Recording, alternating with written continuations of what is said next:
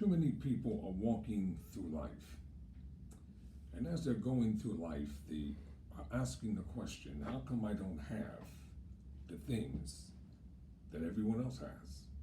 They're always looking for more, always trying to find a way to get abundance of something that they already have. I'm Tyrone Bowman. Welcome to Tyrone Bowman Tonight. In this edition, I'm going to be talking about something that is intangible, meaning that it cannot be seen.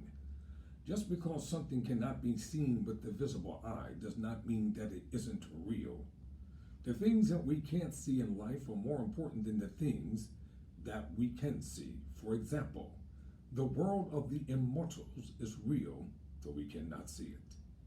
The world of the hereafter is real, though we cannot see it.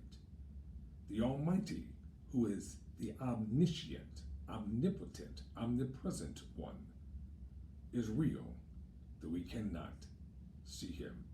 Yet the evidence of his existence is all around us all the time. This inspirational, motivational teaching is going to show you how to use what you have to be able to live, laugh, and love, to be able to begin to walk down the road to achieve success in every area of your life. That's spiritually, physically, educationally, academically, scholastically, sexually, monetarily wise, in anything else that you can think of where you want to have success. Just because an individual doesn't use what they have doesn't mean that it's not there. You already have it, and I am talking about faith. You and I were given this very precious gift even before we came into this world.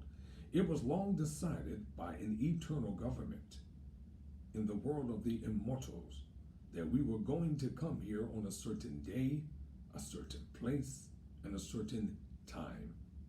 Thus, we were given the ability to be able to believe. What do you think has propelled individuals to strive for things that they cannot see, yet it is real? When Marconi set out to invent what is now called the radio, he could hear sound waves that no one else could hear. He was even in prison because they thought he was psychotic. But he has been proven to be right because the ether that he was involved with and heard, the sounds that he heard, they were real. You have hidden gifts, talents, and abilities. And as I said before, I'm an inspirational, motivational teacher. And now I want to teach you how to start utilizing what you've already been given. It already states in the book of Romans, the 12th chapter and the 3rd verse, and I'm using the latter portion, to every man. Listen, I want you, it says, God hath dealt to every man, what? A measure of faith. So you can't say that you don't have it. It was given to you as a divine gift before you even came into this world. You and I were born with this gift. However, most individuals have not learned to cultivate it. That is one of the main reasons why they think that someone else has something that they don't have. Utilize what you have. Don't covet or desire something that someone else has. Because when you utilize what you have, you're going to find out that God hath given out to, dispensed evenly to each individual the measure of faith. Well, how does faith come? How do you develop faith? Well, before I answer that, let's find out what faith is and what faith is not. Faith is not a feeling. Faith is the intangible. Listen, faith is the intangible that you cannot see. It is what begins to motivate you with excitement. It motivates you with possibility. It motivates you with vision. It motivates you to be able to see things even before they happen. That's my definition of what faith is. Now, according to Scripture, faith is the substance of things hoped for, the evidence of things not seen. That is the common meaning that individuals always hear, and no one ever goes further than that. Well, I want to give you an intellectual meaning of the word faith. According to the book Think and Grow Rich by Napoleon Hill, get a copy for yourself. You're going to hear me keep saying this. On page 66 in the 3rd chapter, and I quote, "Faith is the head chemist of the mind.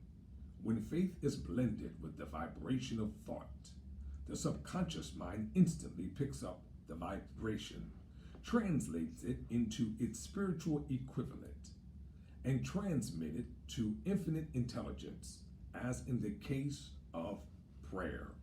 Wow. Close quote. That is a very powerful intellectual meaning. So you can't say that you don't have faith, and you do. Now let me quote another phrase from here. Quote, "The emotions of faith, love, and sex are the most powerful of all the major positive emotions.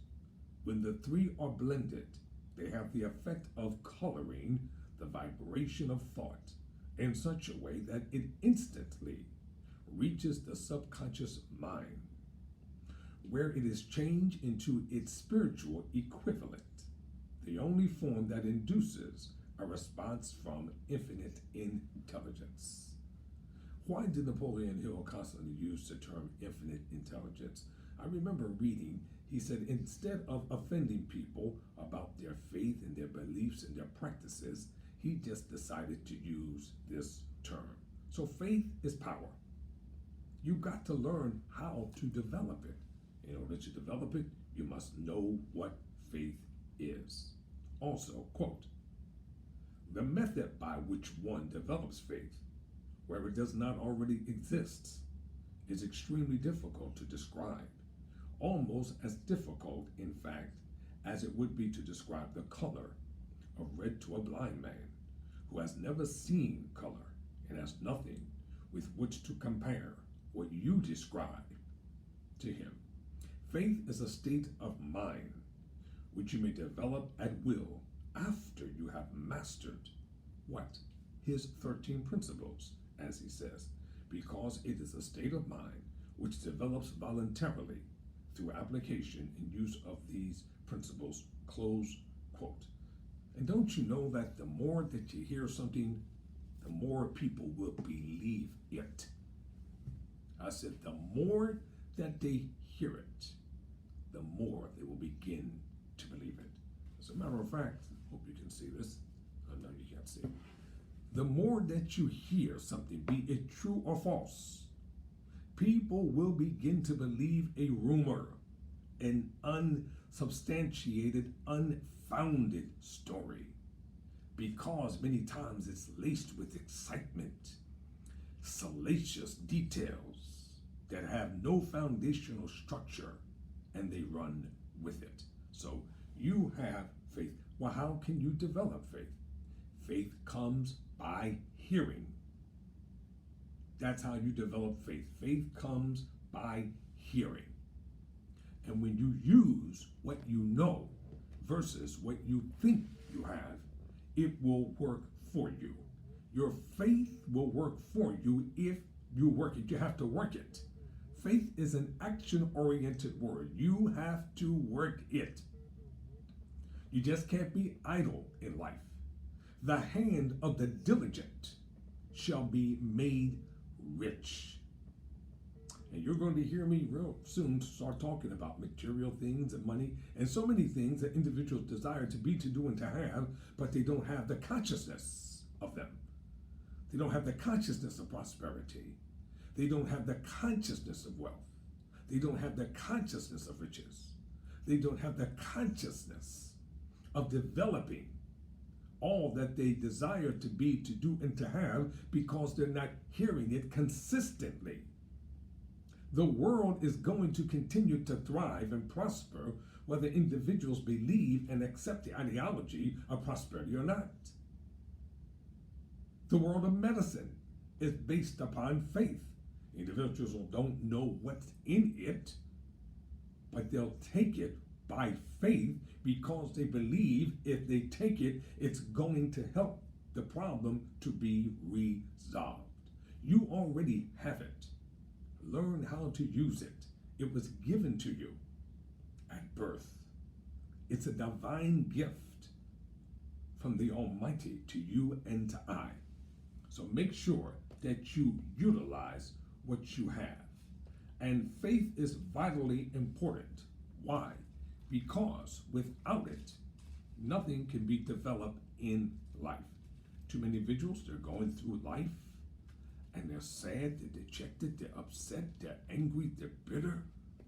They're always whining and crying and complaining. Begin to do something about it. Be a doer and not a hearer.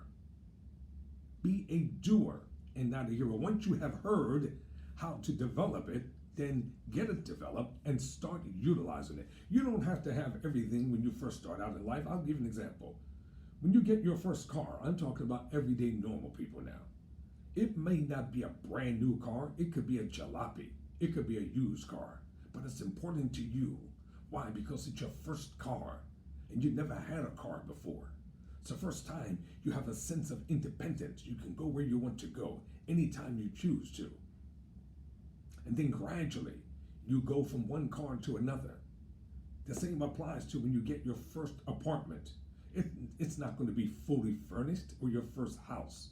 You do it, quote unquote, bit by bit, room by room, piece by piece, until eventually everything comes into full circle. Rise up in this nation of plenty. Rise up and begin to achieve, begin to excel, begin to develop everything that you are, everything that you desire to be, to do, and to have. Begin to develop within, and you will find that along the way, you're going to meet many people like you, and they're going to help you as you help yourself. No one should invest in you if you're not willing to invest in yourself. No one should believe in you if you're not believing in yourself. I believe in what I'm doing, or else I would not be looking into the lens of this camera in this cold studio talking to you right now.